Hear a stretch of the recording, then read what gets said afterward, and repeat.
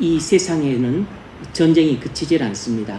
이스라엘과 팔레스타인 하마스 간의 전쟁이 계속되고 있고, 또 러시아와 우크라이나 간의 전쟁도 계속되고 있습니다. 이 땅에 전쟁의 포화가 그쳐진 날이 얼마나 있는지 모르겠습니다. 우리나라도 역사적으로 보면 970번의 침략을 받았다고 합니다. 그 중에 704번이 일본의 침략이라고 할 정도로 우리나라 역사에서도 전쟁이 그치질 않았다는 사실을 알 수 있죠. 그런데 전쟁은 이 세상에서만 일어나는 것이 아니고 우리 안에서도 일어난다는 사실입니다.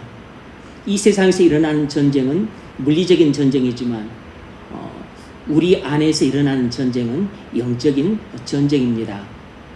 그리스도인은 영적인 전쟁을 치르는 사람입니다. 하나님 나라와 사단의 나라 간에 눈에 보이지 않는 영적인 전쟁이 이 세상에서 벌어지고 있습니다. 우리는 하나님 나라 군대에 소속된 그리스도의 병사로서 사단과 세상과 죄를 향해 싸우는 영적인 싸움을 매일같이 치르고 있습니다. 이 싸움에서 우리가 이기느냐 지느냐에 따라서 우리의 영적인 상태가 결정이 되고 또 우리의 삶의 질이 결정이 됩니다. 우리는 하루에도 많이 또 여러 차례 영적인 싸움을 치르며 살아갑니다. 우리가 영적인 싸움에서 이겼는지 졌는지를 어떻게 알 수 있겠습니까? 오늘은 영적인 싸움의 승패의 표지 네 번째를 살펴보려고 합니다. 우리가 영적인 싸움을 매일 또는 매 순간 치르고 있습니다. 그래서 10번일지 100번일지 1000번일지 그건 알 수가 없는데 하루에도 셀 수 없을 정도로 많은 영적인 싸움을 하고 있는데 우리가 이 영적인 싸움에서 이겼는지 졌는지 이기고 있는지 지고 있는지를 어떻게 알 수 있는가? 첫 번째는 불안하느냐 평안하느냐 그걸로 알 수 있다 그랬습니다. 예전에 살펴봤죠.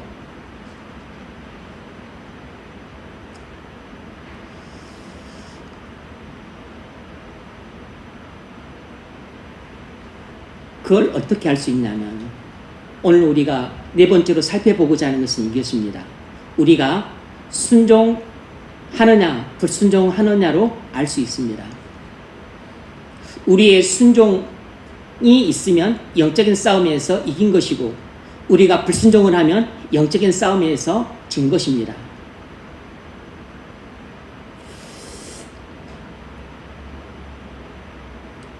먼저 첫 번째로 알아볼 것은 이것입니다.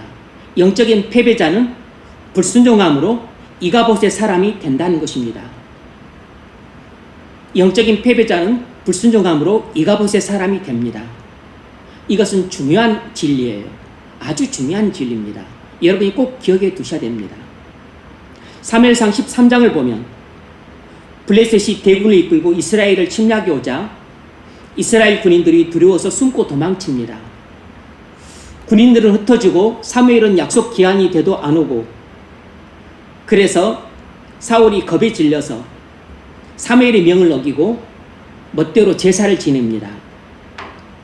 13장 9절 사울이 이르되 번제와 화목제물을 이리로 가져오라 하여 번제를 드렸더니 제사가 끝나자마자 사무엘이 와서 왜 사울에게 함부로 제사를 지냈냐고 책망을 합니다. 그러자 사울이 이렇게 변명을 합니다. 11절 백성은 내게서 흩어지고 당신은 정한 날에 오지 아니하고 블레셋 사람은 믹마스에 모였음을 내가 보았으므로 이에 내가 이르기를 블레셋 사람들이 나를 치러 길갈로 내려오겠거늘 내가 여호와께 은혜를 간구하지 못하였다고 부득이하여 번제를 드렸나이다. 왜 내 명을 어기고 제사를 지냈냐는 사무엘의 문책에 사울은 비굴하게 변명을 하며 둘러댔습니다. 백성들은 흩어지고 당신은 약속 기한이 돼도 안 오고 블레셋 대군은 곧 침략할 것 같고, 그래서 하나님께 은혜를 구하지 못했기 때문에 어쩔 수 없이 제사를 드렸다고 그 제사를 지내는 불가피성을 변명을 했습니다. 씨알도 안 먹히는 것이었죠. 사울은 영적인 싸움에서 져서 하나님 명령의 불순종에 대해서 변명을 늘어놓았습니다. 회개를 해야 될 때 변명을 했어요. 이게 벌써 영적인 싸움에서 졌다는 뜻입니다. 회개를 해야 될 때 변명을 한 것입니다.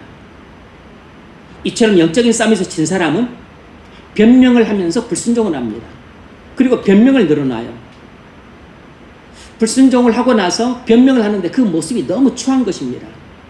우리가 영적인 싸움에서 지면 불순종을 하게 되는데, 불순종을 하고 나서 왜 내가 불순종을 할 수밖에 없었니에 대해 변명을 늘어놓는데, 그 불순종하고 변명하는 모습이 너무 구질구질하고 추한 것입니다. 사무엘이 사울의 불순종에 대해 하나님의 징벌을 선언합니다. 잘 들어보십시오. 13장 13절. 왕이 망령되이 행하였도다. 불순종에 대한 하나님의 책망이에요. 왕이 하나님 여호와께서 왕에 내리신 명령을 지키지 아니하였도다. 또 불순종에 대한 하나님의 책망을 선언합니다. 그리하였더라면 여호와께서 이스라엘 위에 왕의 나라를 영원히 세우셨을 것이거늘 지금은 왕의 나라가 길지 못할 것이라. 지금은 왕의 나라가 길지 못할 것이라. 무슨 말입니까? 사울의 불순종에 대한 하나님의 징벌을 선언하는데, 그 사울의 불순종에 대한 하나님의 징벌이 무엇입니까? 이가봇이에요. 이가봇. 이것이 불순종하는 자에게 내리시는 하나님의 무서운 징벌입니다. 이가봇이 무엇입니까? 하나님의 영광이 떠나갔다는 것입니다. 알시키지 말하자면 하나님이 우리와 함께하지 않는다는 것입니다. 지금은 왕의 나라가 길지 못할 것이라. 사울이 하나님의 명령에 불순종한 것에 대한 하나님의 징벌이 이가봇으로 나타났어요. 그래서 하나님이 함께하지 않으심으로 사울 왕가를 단명시키겠다고 선언하신 것입니다. 여호와께서 왕에게 명령하신 바를 왕이 지키지 아니하였으므로 여호와께서 그의 마음에 맞는 사람을 구하여 여호와께서 그를 그의 백성의 지도자로 삼으셨느니라. 사무엘이 사울의 불순종에 대한 하나님의 내린 징벌은 이가봇이었습니다. 이가봇은 하나님이 우리와 함께하지 않는다는 것이에요. 하나님의 백성의 불순종에 대해서 내리시는 가장 무서운 징벌은 이가봇입니다. 알고 계셨습니까?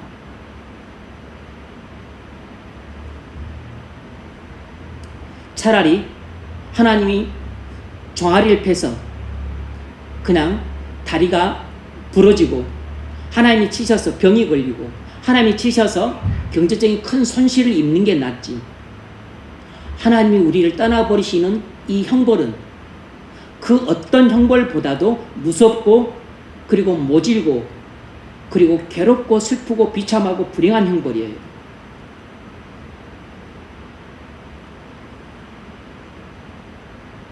뭘 할 수 있습니까? 영적인 패배자는 불순종함으로 이가봇의 사람이 되고 만다는 것입니다. 우리가 가장 피해야 될 사람이 있다고 한다면 그건 바로 이가봇 사람이 되는 것이에요. 가난한 사람이 돼도 좋고, 지위가 낮은 사람이 돼도 좋고, 또 외모가 좀 미흡한 사람이 돼도 좋고, 그리고 배우자가 먼저 떠나는 사람이 돼도 수도 있고, 자녀가 없는 사람이 될 수도 있고, 집 없이 평생을 살아가는 사람이 될 수도 있고, 병마에 시달려서 좀 괴롭게 사는 사람이 될 수도 있지만, 그러나 우리가 꼭 되지 말아야 될 사람이 있다고 한다면 그것은 바로 하나님이 떠나버리신 사람, 이 이가봇 사람이 돼서는 결코 안 되는 것입니다. 여러분, 우리가 영적인 싸움에서 이기느냐 지기느냐가 중요한 이유는 우리의 순종과 불순종을 결정하기 때문이고, 우리의 순종과 불순종의 결과 우리가 임마누엘 하게 될지 이가봇 하게 될지가 결정되기 때문입니다. 이 임마누엘과 이가봇이 영원하지는 않을지라도 일정 기간 지속된다는 사실은 우리에게 일시적으로나마 축복과 징벌이 되는 것입니다. 신명기 28장에 우리가 하나님 말씀에 불순종하면 저주를 받을 것이라고 경고했습니다. 잘 아시죠? 신명기 28장 15절 이하를 보면 들어보십시오. 내가 만일 내 하나님 여호와의 말씀을 순종하지 아니하여 내가 오늘 내게 명령하는 그의 모든 명령과 규례를 지켜 행하지 아니하면 이 모든 저주가 내게 임하며 내게 이를 것이니, 어떤 저주냐면 여러분이 잘 아는 저주입니다. 내가 성읍에서도 저주를 받으며 들에서도 저주를 받을 것이요, 또 내 강주리와 떡반죽 그릇이 저주를 받을 것이요, 내 몸의 소생과 내 토지의 소산과 내 소와 양의 새끼가 저주를 받을 것이며 내가 들어와도 저주를 받고 나가도 저주를 받으리라. 왜 이런 저주가 임합니까? 하나님 말씀에 불순종 한 결과 하나님이 하나님 백성과 함께하지 않으심으로 이런 저주가 오는 것입니다. 그리스도께서 십자가에서 우리를 대신하여 하나님의 저주를 받으셨기 때문에 우리는 그리스도 안에서 영원히 저주를 받지 않습니다. 우리는 하나님의 저주에서 영원히 구속되었어요. 그러니까 신명기 28장 말씀이 문자적으로 그리스도인에게는 임하지 않습니다. 이 점은 꼭 기억을 하셔야 됩니다. 그러니까 신명기 28장 말씀이 문자적으로는 우리에게 임하지 않아요. 그러나 영적으로는 우리에게 지금도 임합니다. 하지만 우리가 그리스도 안에 있어도 불순종하면 하나님의 저주를 받지는 않지만 하나님의 징벌은 받습니다. 그러니까 신명기 28장에 나온 형태와 같은 이런 징벌은 받을 수 있어요. 그러니까 우리가 그리스도 안에서 하나님 말씀을 불순종할 때, 성령의 인도하심과 감동하심에 순종하기를 거부할 때 받게 될 징벌은 바로 이가봇입니다. 하나님이 우리를 떠나버리시는 것이에요. 하나님이 우리를 떠나버리시게 되면 오늘날에도 우리는 이런 형태의 징벌을 받을 수 있습니다. 27절, 여호와께서 애굽의 종기와 치질과 괴혈병과 피부병으로 너를 치시리니 네가 치유를 받지 못할 것이며, 우리가 하나님 말씀을 계속해서 불순종함으로 말미암아 하나님께서 우리를 징벌하시되 우리에게서 떠나버리시는 이가봇으로 징벌을 하실 수 있습니다. 그러면 그때 우리가 이제 어떤 형태의 또 다른 이가봇으로 말미암아 우리가 어떤 형태의 또 벌을 받을 수 있냐면 하나님이 난치병으로 우리를 치실 수 있는 것입니다. 예수 잘 믿다가 하나님이 우리를 치셔서 난치병에 걸려 고생했다는 사람들 이야기를 들어보셨을 것입니다. 또 회개하고 또 자복함으로 말미암아 하나님이 기적적으로 난치병을 고쳐주셨다는 이야기도 들어보셨을 것이에요. 그런 이야기가 뻘 이야기가 아닌 것입니다.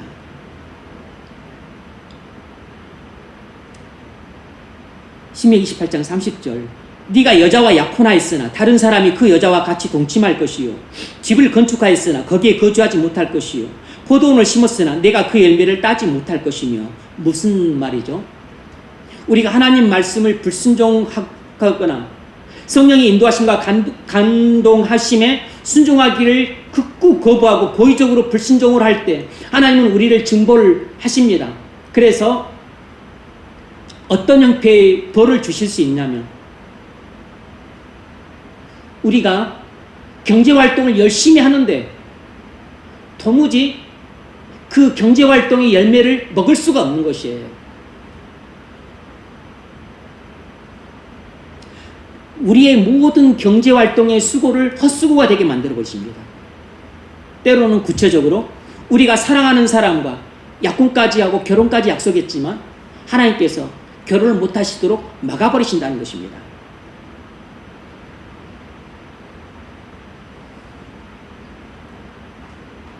시편 127편 1, 2절에서도 이런 경고를 하고 있습니다. 여호와께서 집을 세우지 아니하시면 세우는 자의 수고가 헛되고 여호와께서 성을 지키지 아니하시면 파수꾼의 경성함이 허사로다. 너희가 일찍 일어나고 늦게 누우며 수고의 떡을 먹음이 헛되도다. 무슨 말이죠? 우리가 하나님 말씀을 고의적으로 불순종해서 하나님이 우리를 떠나버리시게 된다면 우리가 잘 먹고 잘 살기 위해서 하는 모든 경제활동의 수고를 하나님이 다 도름으로 만들어버리신다는 것입니다.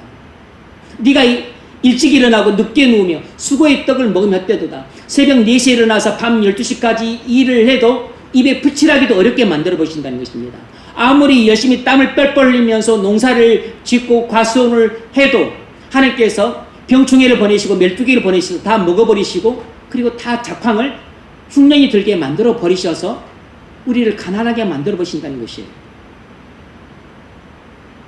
47절 네가 모든 것이 풍족하여도 기쁨과 즐거운 마음으로 네 하나님 여호와를 섬기지 아니함으로 말미암아 네가 줄이고 목마르고 헐벗고 모든 것이 부족한 중에서 여호와께서 보내사 너를 치게 하실 적군을 섬기게 될 것이니 그가 철 멍에를 내 몽에 메어 마침내 너를 멸할 것이라.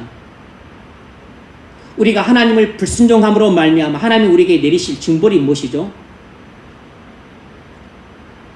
그렇게 풍족하게 살던 우리의 생활을 아주 빈곤한 생활로 바꿔버리신다는 것입니다.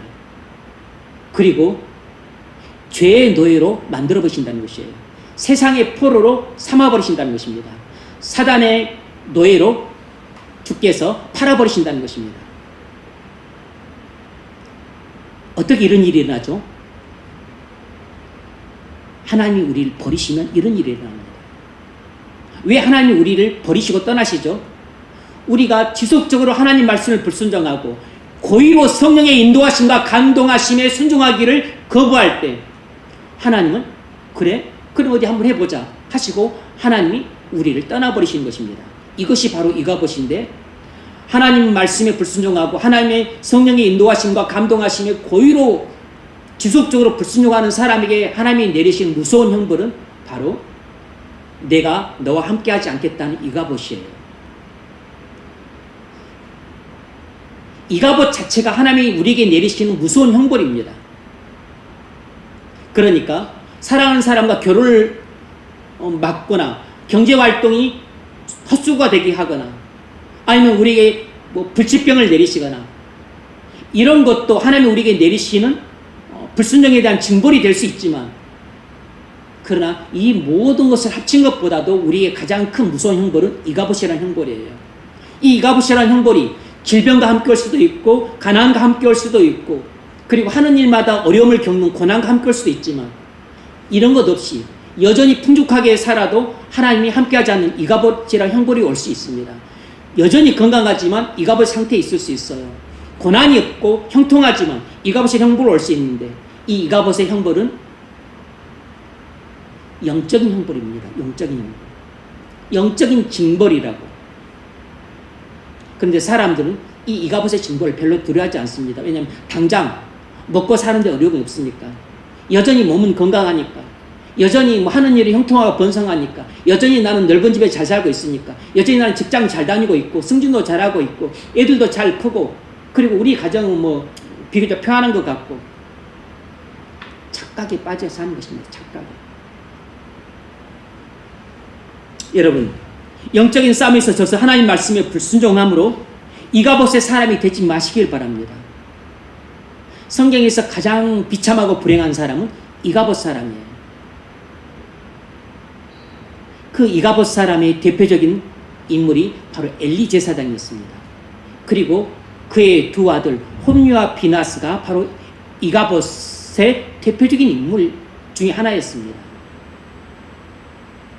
그런데 또 성경에서 대표적인 이가봇 사람을 들라고 한다면 그건 바로 사울이에요. 사울. 이가봇의 사람이 되면 우리의 영육간의 생활이 공고하고 피폐하게 됩니다. 우리가 이가봇의 사람이 되면 우리의 영적인 생활은 완전히 파탄이 납니다. 완전히 부도가 나요. 우리의 영적인 그 공고함과 피폐함은 이루 말할 수 없게 됩니다. 왜냐하면 하나님이 떠나버리셨기 때문에 하나님을 찾아도 찾을 수가 없고 불러도 만날 수가 없고 그리고 기다려도 오질 않습니다. 성경을 읽어도 감동이 없고 깨달음이 없고 기도를 해도 응답이 없어요. 하나님이 우리를 떠나시면 하나님과 친밀한 교제가 불가능하고 하나님과 친밀한 동행하는 삶이 불가능해요. 이게 신앙생활의 기쁨과 즐거움과 만족은 다 끝난 것입니다. 무엇을 해도 또 육적으로는 물리적으로는 대체적으로 하나님 우리를 떠나시면 하나님이 정말 우리를 사랑하신다면 하나님 우리를 정말로 사랑하시는데 우리의 불순종과 죄악으로만 하나님이 우리를 떠나셨어요. 그렇다면 우리가 뭘 해도 잘 안 됩니다. 뭘 해도 기쁨이 없고 만족이 없어요. 왜냐하면 하나님이 함께하지 않으시기 때문입니다. 우리가 하나님 말씀에 불순종하면 하나님 나라가 임하지 않기 때문에 하나님과 관계가 깨어집니다. 하나님과 관계가 불화함으로 친밀한 교제가 이루어지지 않고 그리고 하나님과 동행하는 삶을 살 수 없어요. 그러면 마음속에 늘 불안이 가득합니다. 뭘 해도 불안해요.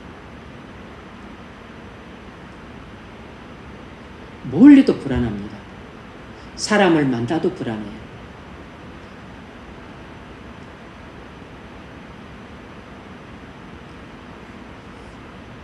선을 봐도 불안합니다. 결혼을 눈앞에 둬도 불안해요. 사업을 해야 될까 말아야 될까 불안합니다. 직장을 옮겨야 될까 말아야 될까 불안합니다. 자녀들을 양육할 때도 불안해요. 부부관계도 늘 백척간도처럼 불안합니다. 언제 깨질지 몰라요. 임마누엘의 이가봇의 사람이 되면 우리가 이가봇의 상태에 있게 되면 늘 마음속에 보이지 않는 불안이 강물처럼 넘쳐흐릅니다. 그리고 고통과 슬픔이 있어요. 여러분 어떻습니까? 여러분은 영적으로 패배해서 하나님 말씀에 불순종함으로 이가봇의 상태에 있지 않습니까? 만일 여러분이 성령의 인도하심과 감동하심에 지속적으로 불순종하는 삶을 살아서 그래서 하나님이 여러분을 떠나버리신 상태에 있다면 어떻게 해야 되겠습니까? 내가 왜 이런 이가봇 상태에 있는가? 그 원인을 먼저 찾으셔야 됩니다. 먼저 진단부터 정확히 하셔야 돼요.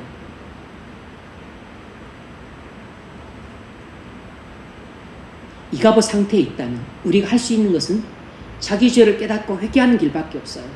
이가봇 상태에 있는 사람이 뭘 하겠어요? 내가 이가봇 상태에 있다면 그건 전적으로 나의 불순종 때문입니다. 나의 죄악 때문이에요. 나의 허물 때문입니다. 나의 더러운 생활 때문이에요. 이것을 깨달았으면 회개를 해야 됩니다. 회개를 하고서 죄 용서를 받을 때 내가 이가봇에서 벗어날 수 있는 것입니다. 사무엘상 15장에서 하나님은 사무엘을 통해 사울에게 아말렉 족속을 진멸하라고 명하셨습니다. 그러나 사울은 영적인 싸움에서 져서 이 하나님의 명령에 불순종을 합니다. 15장 9절 사울과 백성이 아각과 그의 양과 소의 가장 좋은 것 또는 기름진 것과 어린 양과 모든 좋은 것을 남기고 진멸하기를 즐겨 아니하고 가치 없고 하찮은 것은 진멸하니라.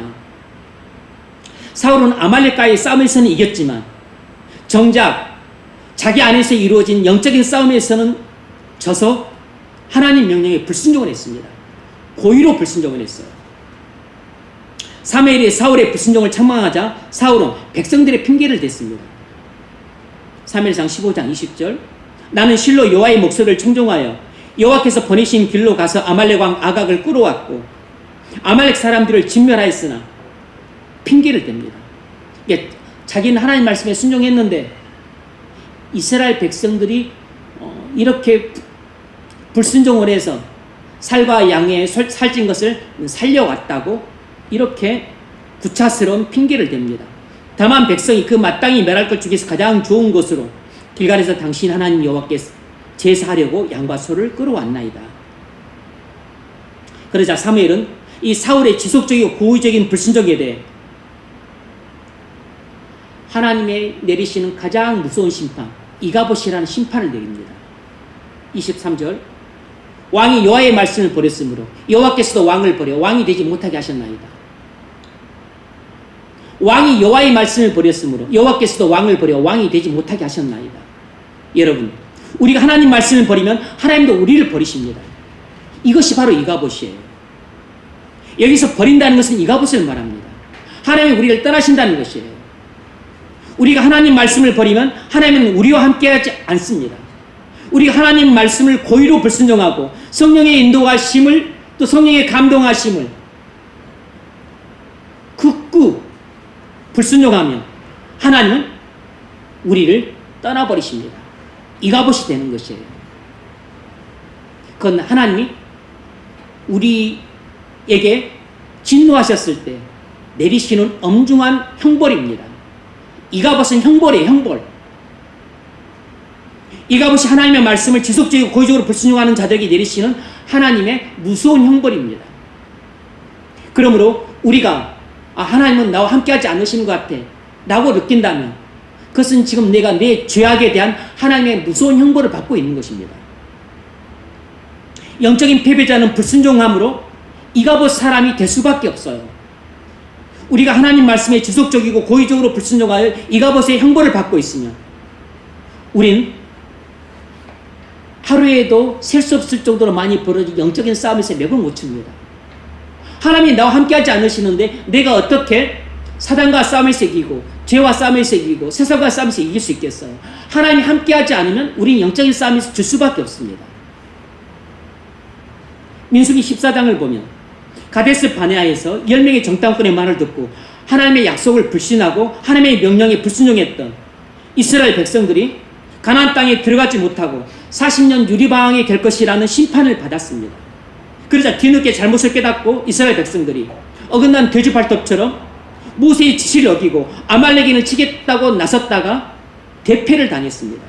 왜냐하면 하나님이 하나님의 거룩한 약속을 불신하고 그리고 하나님이 가나안 땅으로 진격하라는 하나님의 명령을 불순종했던 이스라엘 백성들에게 대노하셔서 이미 하나님이 그들을 40년 동안 광야에서 다 죽게 하고 40년 동안 유리방황했다고 심판을 선언하심으로 그들을 버리셨어요.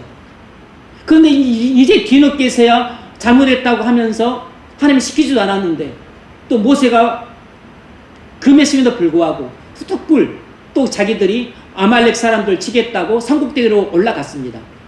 그랬다가 아말렉 사람들한테 대패를 당합니다. 좀 들어보십시오. 민수기 14장 42절 여호와께서 너희 중에 계시지 아니하니 올라가지 말라. 여러분 이것이 제일 무서운 말이에요. 여호와께서 너희 중에 계시지 아니하니. 이런 교회는 정말 죽은 교회입니다. 너희의 대적 앞에서 패할까노라. 하나님이 함께하지 않으시면 이가봇이면 여러분 그건 패배가 결정되어 있습니다. 이가봇 사람은 영적으로 패배하게 되는 거예요. 아말렉인과 가나안인이 너희 앞에 있으니 너희가 그 칼에 망하리라. 너희가 여호와를 배반하였으니 여호와께서 너희와 함께하지 아니하시리라. 하나님의 약속을 불신하고 하나님의 진격하라는 명령을 거부하게 되면 하나님은 반드시 심판을 하십니다. 그때 하나님이 우리를 버리신 이 이가봇이라는 심판을 할 때가 제일 무서운 심판이에요. 그들이 그래도 산꼭대기로 올라갔고 여호와의 언약궤와 모세는 진영을 떠나지 아니하였더라. 아말렉인과 산간지대에 거주하는 가나안이 내려와 그들을 무찌르고. 하나님이 함께하지 않으면 이스라엘 백성은 전쟁 때 패할 수밖에 없습니다. 하나님이 교회와 함께하지 않으면 교회는 세상과의 싸움에서 질 수밖에 없어요. 왜 오늘날 교회가 세상과의 싸움에서 계속 밀리고 있습니까? 하나님이 교회와 함께하지 않으시기 때문이에요.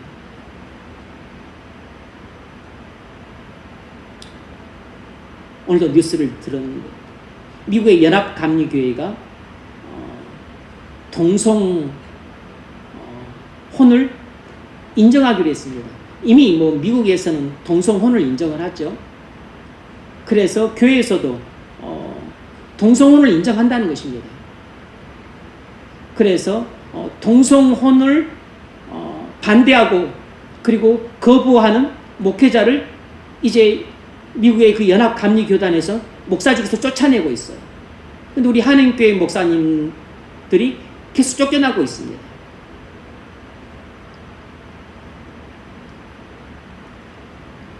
근데 어떻게 이렇게 그 비성경적인 명령을 교단이 행함에도 불구하고 목사들은 숨죽이고 가만히 있나? 그 10%의 목사와 교회만 떠나고 90%가 남아있다는 것입니다. 뭐 때문에 남아있냐면 그 교단이 떠나게 되면 연금을 못 받고 그리고 의료보험 혜택을 못 받기 때문에 못 떠난다는 것이에요. 미국은 연금 못 받고 의료보험 못 받으면 미국에서 산다는 것은 그 자체가 죽음입니다. 미국의 의료보험은 완전히 엉터리고 개판이잖아요.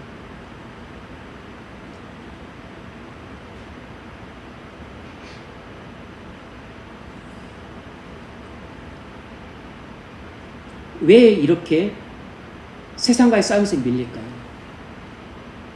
교회가 죄악 가운데에 거함으로 하나님이 교회와 함께하지 않으시기 때문입니다. 여러분, 영적인 패배자는 불순종함으로 이가봇 사람이 됩니다. 여러분 어떻습니까? 여러분은 혹시 이가봇 사람이 아니십니까? 여러분이 이가봇 상태에 있다면 그럼 반드시 이유가 있습니다. 그건 여러분이 하나님 말씀에 불순종했기 때문이고 성령의 인도하심을 지속적으로 불순종해 왔기 때문이고 성령의 감동하심을 따라 여러분들이 순종하기를 굳고 거부했기 때문입니다. 왜 이렇게 하나님 말씀에 불순종하고 성령의 인도하심을 거부하는 삶을 살아왔을까요? 그건 여러분들이 먼저 여러분 안에서 일어나는 영적인 싸움에서 졌기 때문입니다. 영적인 패배자는 불순종하게 되므로 이가봇 사람이 될 수밖에 없어요. 어떻게 이가봇 사람의 삶을 청산할 수 있을까? 그건 회개뿐입니다. 여러분의 죄를 깨닫고 하나님 앞에 나와 통해 자복하는 회개를 함으로 죄 용서함을 받을 때 비로소 이가봇 상태에서 벗어나서 하나님이 함께 하시는 사람이 될 수 있습니다. 만일 우리가 이가봇 상태에 있다면 통해 자복하는 회개를 통해서 하나님의 형벌에서 벗어나서 다시 하나님의 축복을 받음으로 하나님이 함께 하시는 사람, 임마누엘의 사람이 될 수 있기를 주의 이름으로 축원합니다. 두 번째는 뭘 할 수 있냐면 영적인 승리자는 순종함으로 임마누엘의 사람이 된다는 것입니다. 영적인 승리자는 순종함으로 임마누엘의 사람이 됩니다. 이 또한 대단히 중요한 진리예요. 오늘 본문을 보면 다윗은 어쩌다 운 좋게 골리앗을 이긴 게 아니라는 걸 알 수 있습니다. 다윗은 왕으로 기름 부음 받은 후 성령 충만함을 받았습니다. 그래서 사울의 신하가 다윗을 사울의 음악 치료사로 추천할 때 추천사가 무엇이었냐면 여호와께서 그와 함께 계시더이다 라는 추천사였어요. 다윗은 골리앗과 싸우기 전부터 이미 하나님이 함께 하시는 사람, 임마누엘의 사람이었습니다. 왜 다윗이 임마누엘의 사람이었을까요? 하나님께서 그에게 성령을 부어주심으로 그래서 그가 영적인 싸움에서 이겨서 순종하는 생활을 함으로써 하나님이 함께 하시는 사람으로 살고 있었던 것입니다. 다윗이 전쟁터에서 골리앗의 말을 듣고 그와 싸워 하나님의 영예를 회복하고자 했던 것은 전적으로 성령의 인도하심과 감동하심이 있었기 때문입니다. 다윗은 먼저 영적인 싸움에서 이겼기 때문에 성령의 인도하심과 감동하심에 전적으로 순종할 수 있었어요. 너는 어려서 안 된다는 사람들의 만류를 뿌리치고 온몸을 엄습하는 두려움을 떨치고 다윗이 목숨 건 순종을 했습니다. 본인이 좋아서 한 것이 아니고 성령의 인도하심에 순종을 한 것이고 성령의 감동하심에 자원해서 자발적으로 순종을 했습니다. 이렇게 다윗이 목숨을 건 순종을 할 때 하나님이 다윗과 함께 하셨습니다. 45절 너는 칼과 창과 단창으로 내게 나오거니와 나는 만군의 여호와 이름으로 내게 나아가노라. 성령의 인도하심에 이렇게 다윗이 믿음으로 순종할 때 하나님이 어찌 다윗과 함께하지 않을 수 있겠습니까? 아니 그 어린 소년 다윗이 하나님이 함께하심만 믿고 이렇게 물맷돌을 들고 칼과 창과 단창으로 무장한 골리앗에게 나가서 맞서 싸워서 그를 이겨서 하나님의 영광을 회복시키고자 하는 이 다윗에게 하나님이 어떻게 함께하지 않을 수가 있겠어요? 어떻게 그 다윗을 내버려 둘 수가 있겠냐고. 하나님이 함께하셨죠. 하나님이 함께하심으로 칼과 창과 단창을 이기고 이 물맷돌 하나, 시냇가에서 주운 물맷돌 하나가 다윗을, 골리앗을 거꾸로 넘어뜨릴 수 있었던 것이에요. 하나님이 다윗과 함께 하심으로 다윗이 물맷돌 하나로 거인 골리앗 장수를 단박에 거꾸로 때렸습니다. 뭘 할 수 있죠?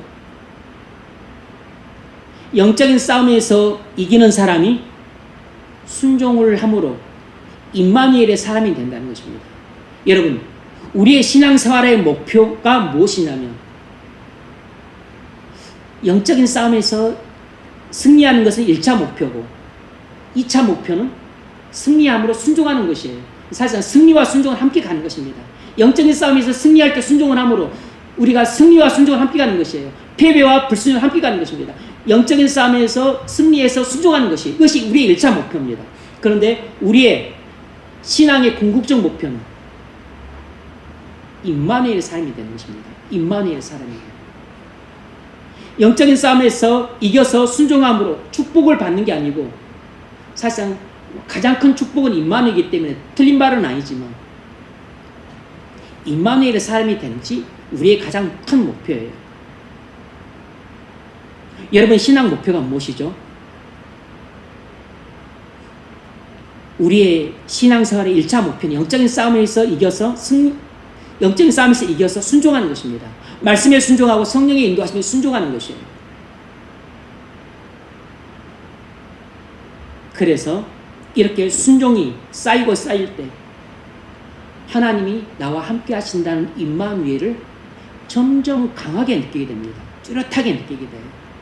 그래서 처음에는 나만 느끼지만 그 다음에는 우리 주변에 영적으로 깨인 사람들이 그걸 느껴요.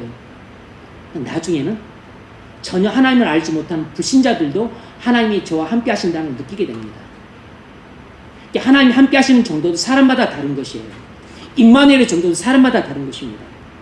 여러분, 우린 영적인 싸움에서 이겨야만 말씀과 성령의 인도하심에 순종할 수 있습니다. 그리고 우리가 순종할 때 축복을 받습니다.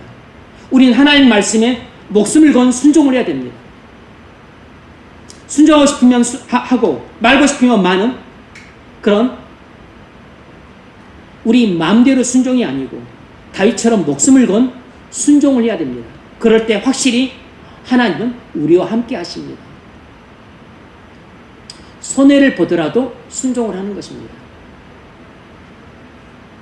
내가 큰 희생이 뒤따르더라도 순종을 할 때 하나님은 우리가 치렀던 희생, 손해봤던 손해 보다도 훨씬 더 큰 보상을 주시는데 바로 하나님이라는 보상을 주시는 것입니다. 왜냐하면 우리는 작은 희생을 치르고 하나님이라고 하는 큰 보상을 받는 것이에요. 하나님이 우리에게 주시는 최고의 축복과 보상은 하나님이 내 마음에 임재하시는 것입니다. 그것이 바로 우리에게는 하나님 나라로 임해요. 그래서 예수님의 통치가 내게 임하고 예수님의 통치에 순종하는 삶을 살아감으로 내가 의와 평강과 희락을 맛보며 사는 것입니다. 그래서 내가 하나님이 함께 하실 때 내 안에는 하나님의 나라가 임하고 나는 의와 평강과 희락을 맛보며 살아가요. 행복을 맛보며 사는 것입니다. 그럴 때 사람들은 나를 보고서 영적으로 민감한 사람들은 하나님이 저와 함께 하시는구나 라는 것을 느끼게 됩니다. 주님은 십자가에서 목숨을 건 순종을 하셔서 우리를 구원하셨습니다. 그러므로 주님은 우리에게도 목숨 건 순종을 요구하세요. 적당한 순종을 요구하시는 게 아닙니다. 돈 1,000만 원까지만 희생하는 정도만 순종하고 그 이상은 안 해도 된다, 이런 순종을 말씀하시는 게 아니에요. 주님은 우리에게 왼팔 하나 잘려나가는 순종은 까지는만 요구하시고 그 이상은 요구하지 않는다, 그런 게 아닙니다. 주님이 우리를 위해 목숨 건 순종을 하셨던 것처럼, 그래서 우리를 사셨던 것처럼 주님은 우리에게도 주님을 위해 목숨 건 순종을 요구하세요. 그것이 바로 자기를 부인하고 자기 십자가를 지라는 말씀이에요. 여러분은 목숨 건 순종을 하고 있습니까? 아니면 마음 내키면 순종하고 안 내키면 순종 안 하는 그런 얄팍한 순종에 머물고 있습니까? 만일 하나님이 나와 함께 하신다는 것을 느끼지 못하고 있다면 그것은 내가 하나님께 마음 내키면 순종하고 마음 내키지 않으면 순종 안 하는 이런 적당한 순종하는 삶을 살고 있기 때문에 하나님이 나와 함께 계심을 확실히 느끼지 못하고 사는 것입니다. 임마누엘은 우리가 하나님 말씀에 순종하는 삶을 살 때 하나님이 우리에게 주시는 최고의 축복이에요. 영적인 싸움에서 이김으로 목숨 건 순종을 하십시오. 그러면 임마누엘 사람이 될 것입니다. 임마누엘 사람이 되면 무서울 게 없습니다. 우리는 모든 싸움에서 승리할 수 있어요. 아니, 하나님이 나와 함께 하시는데 뭐가 무섭겠습니까? 가난이 무섭겠어요? 질병이 무섭겠습니까? 아니면 지위가 낮아지는 게 무섭겠어요? 임종이 무섭겠습니까? 신명기 28장에 우리가 하나님 말씀에 순종하면 축복을 받을 것이라고 선언하셨습니다. 신명기 28장 2절 들어보십시오. 내가 네 하나님 여호와의 말씀을 청종하며 이 모든 복이 내게 임하며 내게 이르리니 성읍에서도 복을 받고 들에서도 복을 받을 것이며 내 몸의 자녀와 내 토지의 소산과 내 짐승의 새끼와 소와 양의 새끼가 복을 받을 것이며 내 강주리와 떡반죽 그릇이 복을 받을 것이며 내가 들어와도 복을 받고 나가도 복을 받을 것이니라. 구약에서는 이렇게 하나님의 축복이 물질적으로는 복으로 나왔지만 신약적인 의미로 해석하자면 우리가 하나님 말씀을 순종할 때 하나님께서는 우리 영육간에 복을 주시는 것으로 이해할 수 있습니다. 우리가 하나님 말씀에 순종할 때 하나님께서는 우리에게 영적으로 복을 주십니다. 이것은 임마누엘의 축복으로 확실하게 나타나요. 때로는 물질적인 복도 주십니다. 하는 일을 형통하게 하시거나 우리의 사업을 번성하게 하시거나 우리의 그 가정을 믿음의 가정으로 세우시거나 하는 일들을 하십니다. 우리가 하나님 말씀을 순종하면 이런 영육간의 복을 왜 받습니까? 하나님이 우리와 함께 하시기 때문이에요.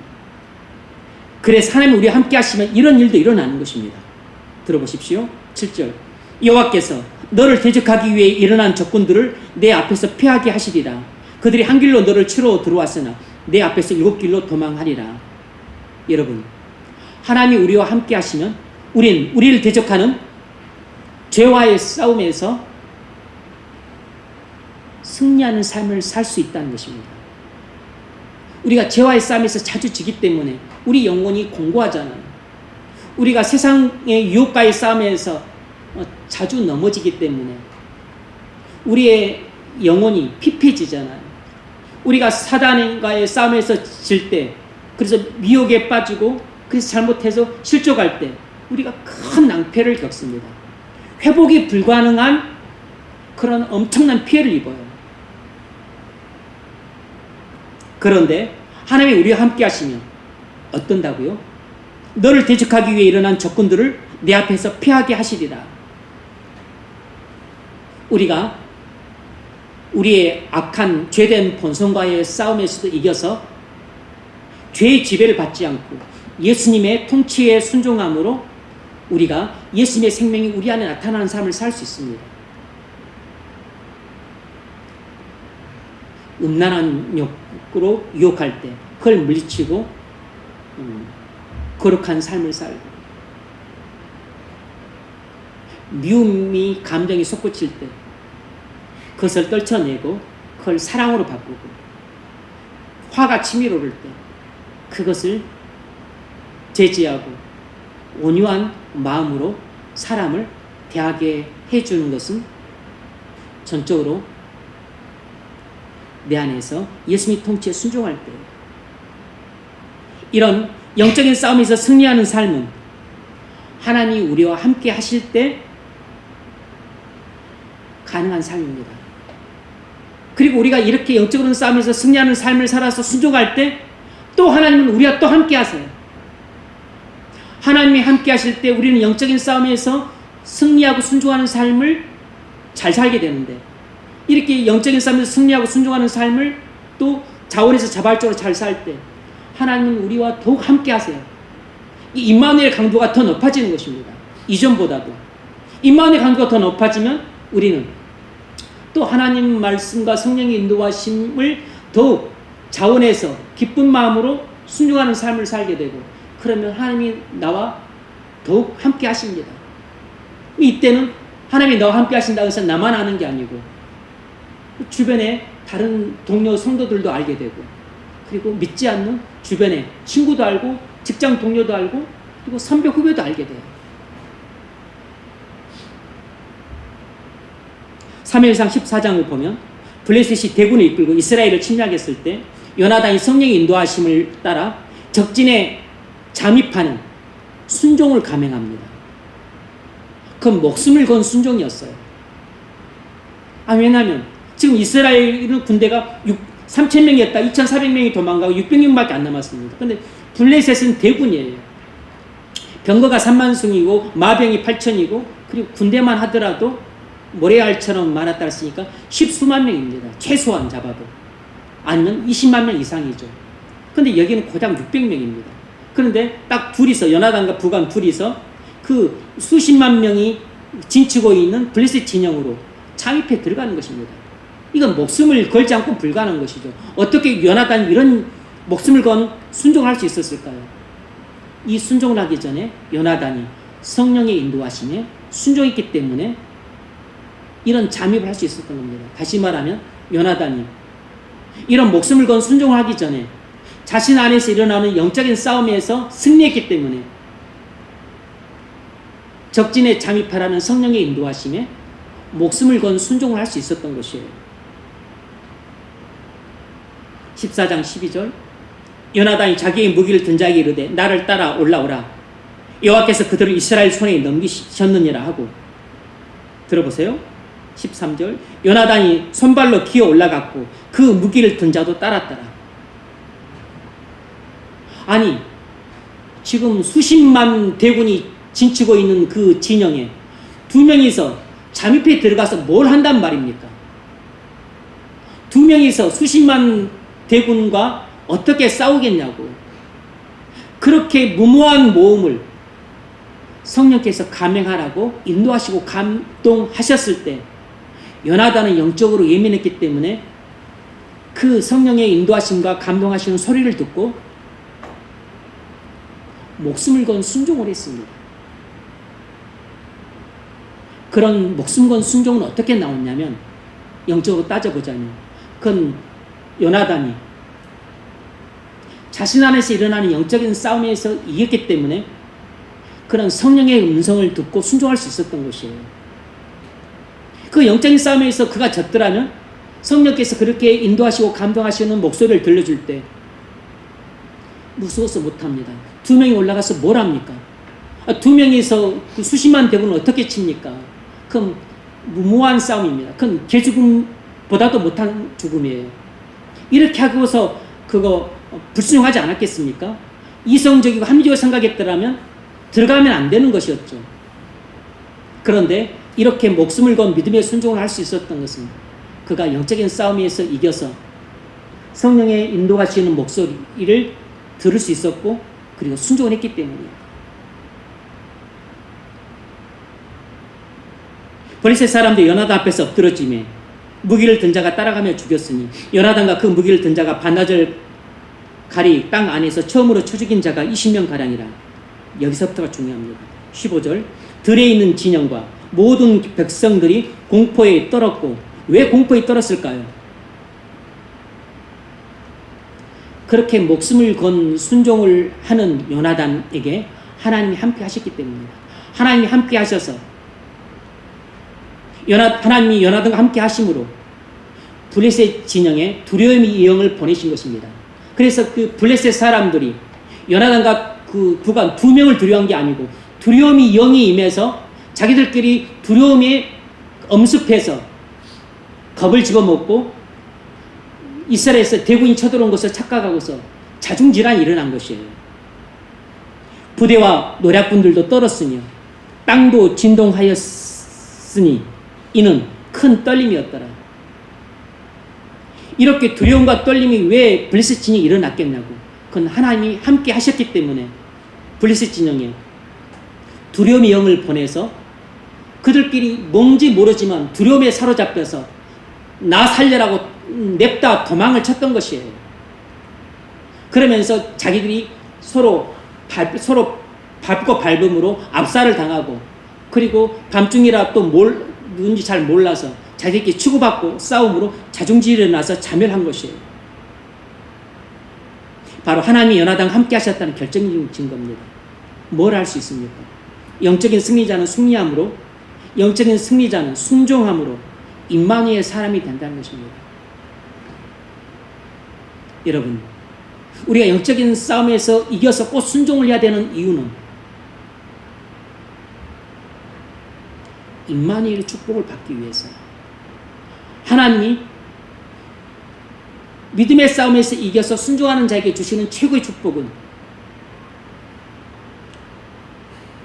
무슨 경제적인 풍요도 아니고 건강도 아니고 또 지위가 높아진 것도 아니고 아니면 가문이 번성하는 것도 아닙니다. 영적인 싸움에서 이겨서 순종하는 자에게 주시는 하나님의 최고의 축복은 임마누엘입니다. 하나님이 우리와 함께 하시는 것이에요. 왜냐하면 생각해 보시면 압니다. 여러분, 돈이 큽니까? 하나님이 큽니까? 건강이 큽니까? 하나님이 큽니까? 가문의 번성이 큽니까? 하나님이 큽니까? 하나님은 이 모든 것을 주기도 하시고 빼앗기도 하시는 분이세요. 하나님과 이것들은 비교가 안 되는 것이죠. 그러므로 우리의 신앙 목표는 늘 임마누엘이 있어야 됩니다. 하나님이 예수 믿는 우리에게 주시는 최고의 축복이 무엇이냐면 임마누엘이에요. 하나님이 우리와 함께 계신다. 그래서 예수 믿는 사람들은 다 임마누엘 축복을 받았어요. 왜냐하면 예수님이 우리 안에 거하시기 때문에. 그래서 예수 믿는 사람들은 사실상 굳이 다른 복을 구하지 않아도 됩니다. 왜냐하면 하나님이 우리와 함께 계심으로 이미 가장 큰 복을 받았기 때문입니다. 하나님이 우리에게 가장 큰 복을 주셨다면 작은 복들을 안 주실 리가 없어요. 필요하다면 작은 복들을 다 주신 겁니다. 필요하다면 경제적인 풍요도 주시고 높은 지위도 주시고 그리고 높은 학벌도 주시고 필요하다면 우리에게 자녀도 주시고 집도 주시고 그리고 우리에게 필요한 것들을 주십니다. 아니, 큰 것을 주셨는데 작은 게 뭐가 아깝다고 안 주시겠습니까? 이것이 성경의 논리잖아요. 하나님이 하루 피었다가 사라질 들풀도 아름답게 입히셨다면 왜 고귀한 하나님의 자녀인 우리를 입히지 않겠느냐?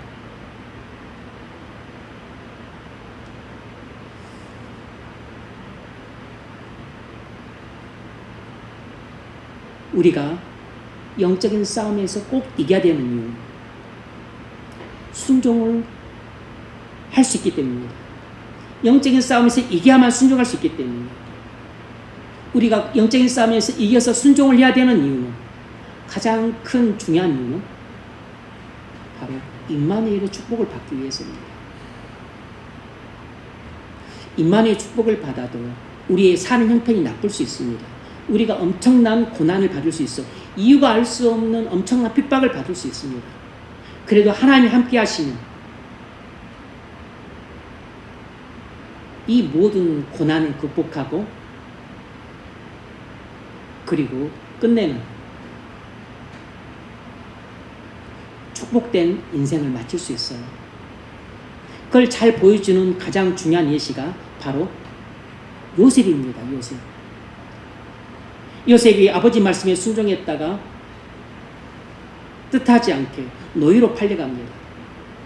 근데 거기서도 요셉은 노예로 팔려가서 신세한탄만 하다가 그러다가 원망 불평 속에 살다가 죽은 게 아니고 노예로 팔려갔지만 보디발 집안에서 하나님 말씀에 순종함으로 열심히 총무직을 잘 감당하다가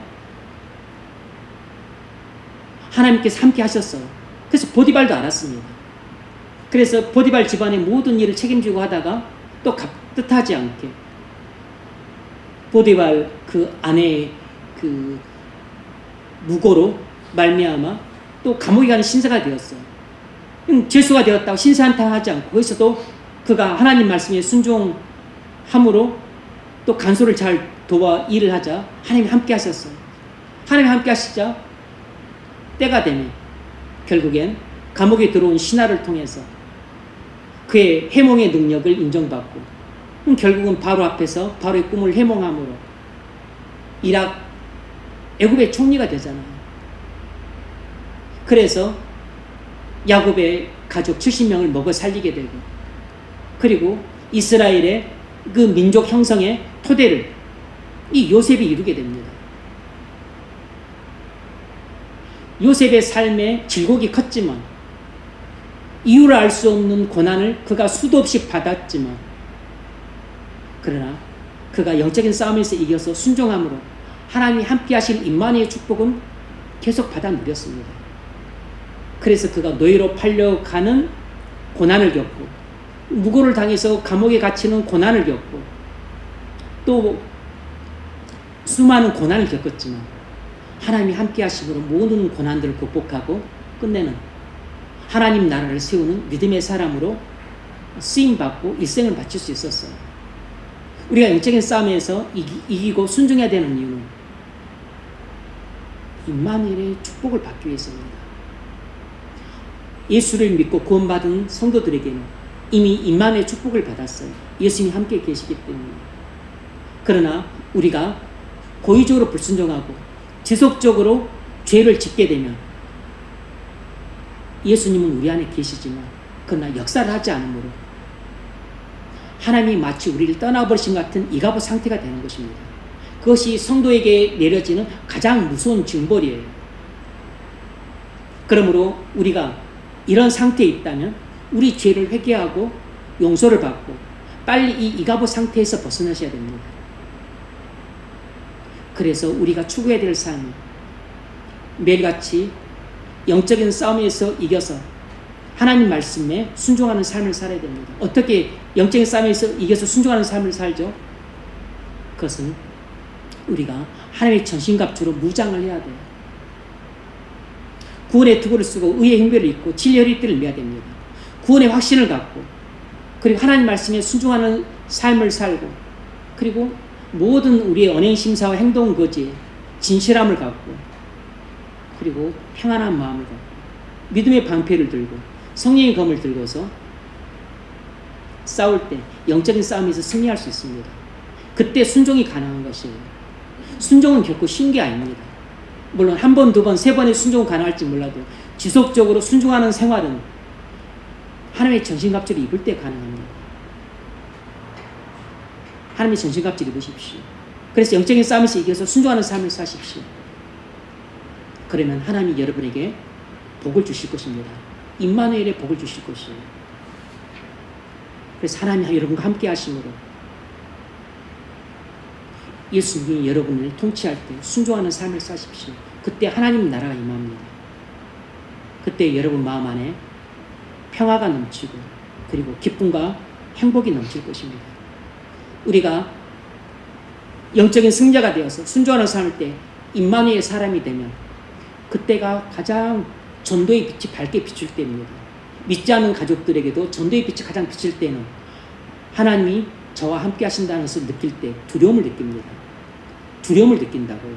부모도 자식한테 두려움을 느끼고 형들 누나도 두려움을 느낍니다. 하나님 함께 하시는 사람이 되십시오. 그때 직장에서도 가장 전도가 잘 됩니다. 상사도 두려워하고 동료도 두려워합니다. 하나님 함께 하시는 사람이 되십시오. 그러면 여러분들의 동창 친구들도 두려워합니다.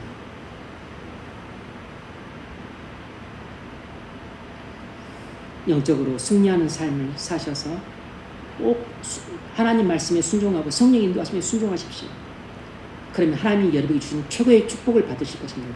그게 바로 임마누엘 축복이에요. 임마누엘 축복을 받는다면 우리는 이 세상에서 무서울 게 없습니다. 여러분, 우리가 누군가를 사랑하는가를 알려면 배우자가 내가 배우자만 있으면 행복하다. 이러면 정말 사랑하는 것입니다. 그런데 배우자가 있어도 난 가난하면 불행하다. 이건 배우자를 진정으로 사랑하는 게 아니에요. 배우자가 건강하면 내가 행복하지만 배우자가 병들었다. 그래서 난 불행하다. 그럼 이것도 진정으로 배우자를 사랑하는 게 아닙니다.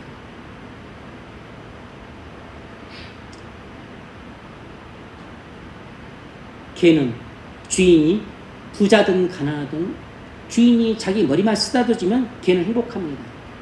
개는 주인과만 함께 있으면 행복한 것이에요. 우리가 진정으로 누군가를 사랑한다면 그 사랑하는 사람이 그 부분이 부모라면 부모가 부유하든 가난하든 부모님이 나와 함께하면 행복하다. 그건 진정으로 부모님을 사랑하는 것입니다. 배우자가 건강하든 병에 걸렸든 함께만 하면 행복하다. 그건 배우자를 진정으로 사랑하는 것입니다.